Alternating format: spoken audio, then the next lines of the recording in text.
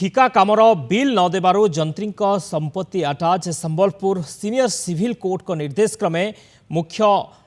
निर्माण जंत्री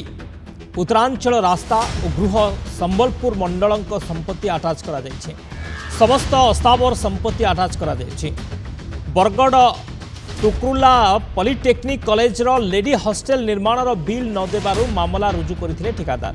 2011 रे कार्य सरीथिबा बेले 2025 रे सूट फाइल होइतिला। 70 लाख और 18 लाख टंकार दुईटी बिल न देबारु एही मामला होइतिला। या परे कड़ा एक्शन नैछंती कोर्ट संपत्ति अटाच करिसंती।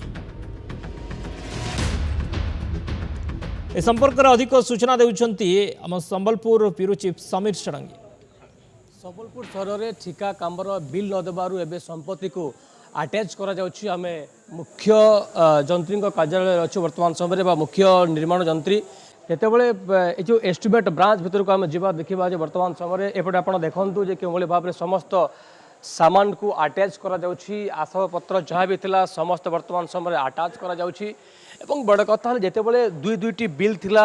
से बिल देई नथिले जहाँफल आज बाध्य होइछि। एवं मान्यवर कोर्ट जो निष्पत्ति नैछंती सीनियर कोर्ट जो निष्पत्ति नैछंती कि दुईटी बिल थिला एवं आईनजीवी आम सह रोचंती कथा हवा कारण आप देखंतु समस्त आसबाबपत्र को वर्तमान समय जबत करा जाउछि। मान्यवर कोर्ट जहाँ कहिथिले एवं समस्त chair table AC fan TV जहाँ भी होना कहीं सब वर्तमान समय अटैच करा जिवो। एवं विशेषकर जेतेबेले बरगड़ जिले में ये दुई केस सामना को आसला पाखापाखि दीर्घ वर्षर कथा यह एवं से काम करथिले ठिकादार किंतु टंका पाई नथिले बा निजर बिल पाई नथिले पाखापाखि कह जाउछि गोटे 70 लाख टंका गोटे 18 लाख टंका आम टे कथा हवा वर्तमान कारण यार भितर आम देखुछु सबु संपत्ति को एबे अटैच करा जाउछि। एवं यार भितर आप देखंतु पूरा ऑफिस वर्तमान खाली आप सहित आईनजीवी रोचंती कथा हवा आज्ञा ये केते मसियार केसटा थिला आ विशेषकर कौन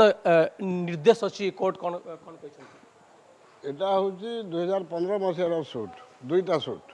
108/15 और 169/15 से डिक्री होता 2018 कोर्ट को आदेश था पैसा से नदेले तुम कोर्ट को आश्रय पुणी नहीं पार for realisation of the dues decretal dues 18 पर से 19 देले नहीं 20 देले नहीं आम 20 मसीह बाध्य कि कोर्ट मान्यवर अदालत को आश्रय नेलु आज्ञा आम पैसा से दौना आउ पैसा रियलाइज करा जाऊ प्रॉपर्टी सब अटैच करके रियलाइजेशन करा जाऊ फास्ट स्टेप जोटा एक्जिक्यूशन से हिसाब से मान्यवर अदालत एवं आदेश देते वारंट ऑफ अटैचमेंट पठा मुवेबल प्रॉपर्टी जहाँ अच्छी ऑफिस रे जथा अलमीरा chair table AC machine computer machine type machine xerox machine जहाँ भी अच्छी मुवेबल प्रॉपर्टी ताको अटैच करा जावा पे आदेश देले से आदेश बल आज कोर्ट ऑफिसर आसछन स्टाफ क्लाइंट आसी मुझे आसी तो असुविधा सुविधा बुझापे आसी सामान तो वैल्यूएबल सामान कंप्यूटर तो नहीं किसी कंप्यूटर गोटे कंप्यूटर अच्छी प्रिंटर नहीं प्रिंटर अच्छी कंप्यूटर नहीं एसी मशीन नहीं एत गरम हो आप निजे फिल करुवे एत गरम रे एसी ऑफिस भाया ऑफिस रे विदाउट एसी मैंने काम केमती कर सब लुचई जानी शुणी लुचई देते खाली दिन बेलू मैंने लुचेले बोले मुझे शुणुची कौन सत कथा मुझे जानी ना ऑफिसर के ना ऑफिसर थे they could have said us something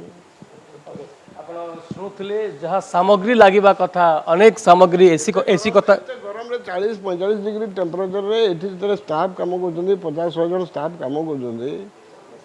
AC नत लगी गवर्नमेंट ऑफिस चलू केमी तो सारासी दवा कथा तमें संबलपुर गरम होने बोधे 15 डिग्री 16 डिग्री टेम्परेचर अच्छी बोधे आप शुणुले एसी नहीं अनेक सामग्री वर्तमान समय खोला होती तार दृश्य जितेबाला आम ग्राउंड अच्छे देखु विशेषकर ये जो यहाँ हूँ भिन्न भिन्न कार्यालय एवं तार भितर आम देखु सेपटे एस्टिमेट ब्रांच कथा आम थे एपटे वर्तमान समय चली केवल टेबुल टीवी कथा कहतु चेयर कथा कहतु ता मिली वैल्यूएबल द्रव्य जहाँ एसी कथा हुए अन्यपटे फ्रिज कथा हुए ता वर्तमान समय कौन द्रव्य पाई पारु नाहंती एवं बड़ कथा है जे गोटे कथा स्पष्ट भाव में जना पड़ुछि कौन सूत्र खबर पाई बोधहुए सरकारी कार्यालय रे एभली कहरा जाय पारे बा कौन एसी द्रव्य बा महंगा द्रव्य लुचा जाइछि। संबलपुर कैमरा पर्सन नीलू साहू समीर षडंगी नंदीघोष टीवी।